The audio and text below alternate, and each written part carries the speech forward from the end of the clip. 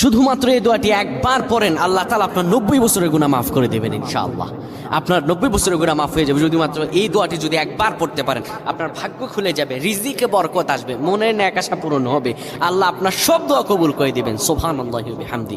এত ফজিলত, এই দোয়াটা আপনারা শেয়ার করে দিবেন। এই যুবকেরা, আমল না করেও সওয়াব পাবা। তোমার একটি শেয়ারে, একটা বাটনে প্রেস করে তুমি সওয়াব পেয়ে যাবা। কারণ তুমি আমল না করো, অন্য কেউ যদি তোমার শেয়ারের বদৌলতে আমল করে, সওয়াব তুমি পেয়ে যাবা। নবীজির হাদিস।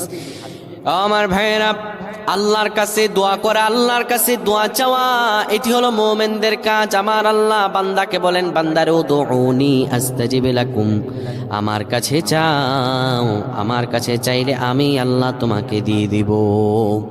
কেউ যদি একবারে দোয়াটি পড়তে পারে, দোয়াটি হলো রব্বি ইন্নী যালামতু নাফসি ফাগফিরলি।